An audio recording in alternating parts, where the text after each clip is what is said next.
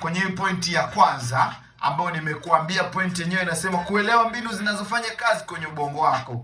Sasa jambo lingine la pili, baada ya kujijaribu wewe mwenyewe, ni kurudia kupitia ulichojifunza kwa vipindi vilivyopishana. Yaani kile ambacho umejifunza jana kirudie leo, ulichojifunza juzi kirudie leo, ulichojifunza mwaka juzi kirudie leo, ulichojifunza miaka 3-4 iliyopita kirudie leo. Unajua ni kwa nini tunasema rudia ulichojifunza? Tunamaanisha kwamba kitu ambacho umekifanya jana ukakifanya leo, hauwezi kufanya kama ambavyo ulifanya jana. Hata mimi miaka 2 iliyopita ulivyokuwa unanisikia hapa kwenye PowerPoint, sio sawa na leo ambavyo unanisikia kwenye PowerPoint tena.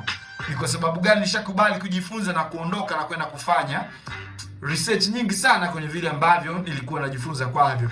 Nikarudia na kurudia na kurudia, kutofautisha siku, saa, miezi pamoja na miaka. Na ndio maana siku ya leo nimerudi tena nikiwa nina kitu kingine cha tofauti. Hata wewe mwenyewe unasikiliza, huenda unasikia kitu maybe tone ya tofauti, unasikiliza madini ya tofauti. Kama jifunze kujifunza, kwa sababu gani?